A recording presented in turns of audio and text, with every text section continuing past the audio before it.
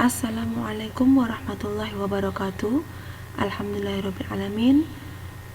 Senantiasa kita masih diberikan kesehatan untuk bisa melakukan KBM IPS walaupun masih dengan jarak jauh, jarak daring. Tetap semangat ya anak-anak. Baik, Ustadzah di sini akan melanjutkan dengan media pembelajaran IPS kelas 7, yaitu subbab tata air dan tanah dengan Ustadzah Kartika ya.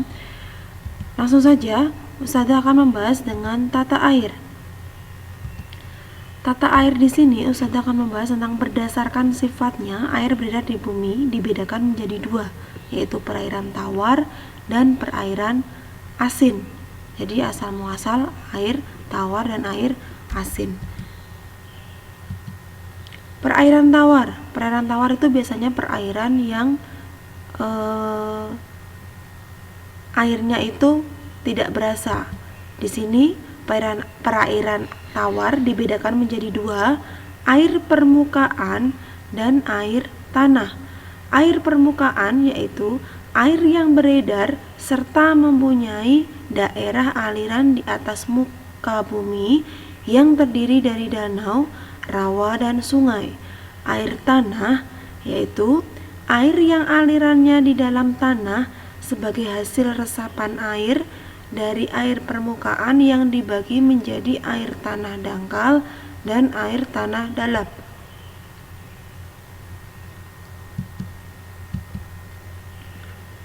Kemudian kita akan membahas tentang air permukaan. Air permukaan itu juga terdiri dari beberapa jenis. Yang pertama adalah danau. Jadi air permukaan itu ada danau, yaitu apa? Bagian permukaan bumi yang berupa cekungan atau ledok atau lembah basin yang luasnya digenangi air serta terletak di tengah-tengah daratan.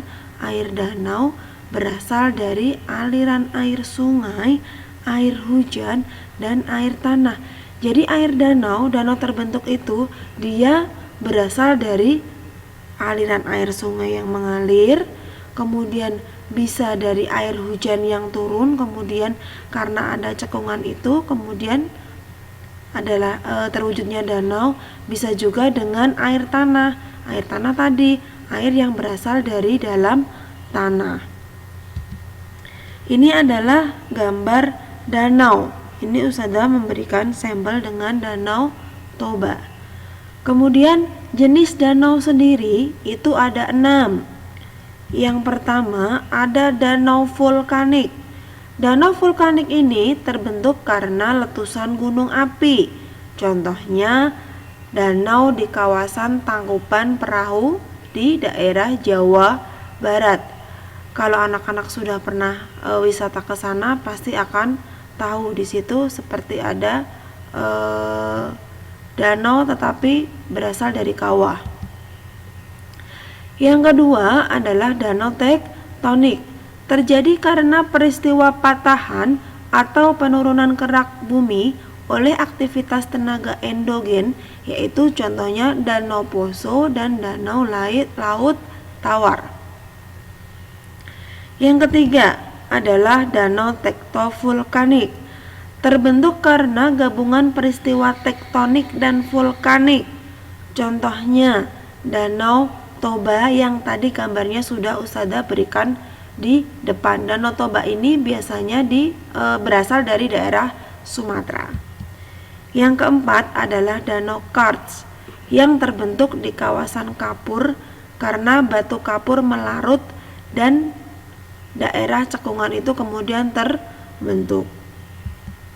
Yang kelima adalah danau buatan.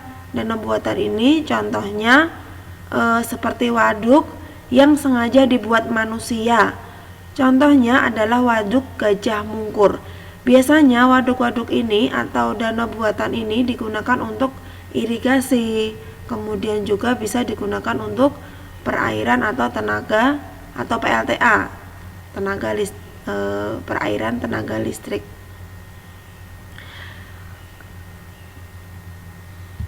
Yang keenam adalah danau glasial atau gletser. Danau ini terbentuk karena es mencair. Contohnya Danau Huron di perbatasan Amerika.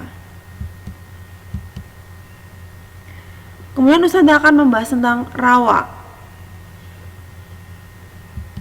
Rawa adalah bagian permukaan bumi yang lebih rendah daripada daerah sekitarnya.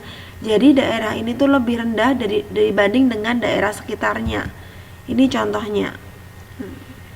Daerahnya lebih rendah. Ini Ustazah ambil sampelnya. Ini ya, Ustazah ulangi.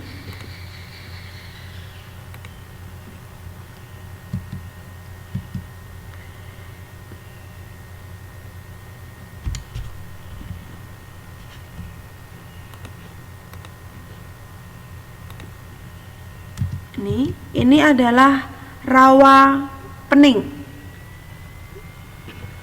Jadi rawa Pening ini ada di daerah Semarang, di Kabupaten Semarang.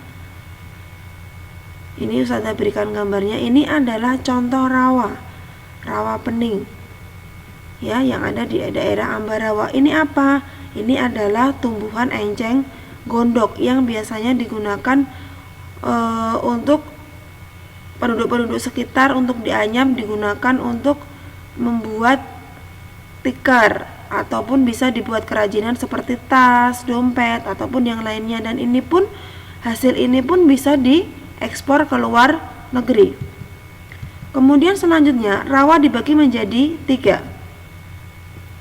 Rawa air tawar, rawa air payau, dan rawa air asin. Rawa air tawar adalah rawa yang berisi air tawar. Rawa air payau adalah rawa yang campuran berisi air tawar dan asin. Rawa air asin yaitu rawa yang berisi air laut. Benar-benar rawa itu semua berisi dari air laut, tidak ada campuran. Kemudian adalah sungai. Sungai adalah air yang mengalir dari daerah tinggi ke daerah rendah. Jadi daerah tinggi bisa kita bayangkan ya, pasti daerah tinggi ke daerah rendah itu akan menghasilkan yang namanya sungai. Nih contohnya. Ini Ustazah berikan contoh adalah Sungai Bengawan Solo adalah salah satu sungai yang terpanjang di Indonesia. Nih Sungai Bengawan Solo berada di daerah Jawa Tengah di Solo. Kemudian jenis sungai berdasarkan sumber airnya ada 3. Sungai hujan adalah sungai yang sumber airnya berasal dari resapan air hujan di bagian hulu. Jadi sungai ini, air yang mengalir di sungai ini sepenuhnya adalah berasal dari air hujan. Contohnya adalah sungai di Indonesia itu kebanyakan adalah sungai hujan, karena yang mengisi airnya itu mayoritas adalah air hujan. Kemudian yang kedua adalah sungai gletser. Sungai gletser ini adalah sungai yang sumber airnya berasal dari es mencair, seperti terbentuknya danau gletser. Semuanya dari es yang mencair, kemudian dia menggenang,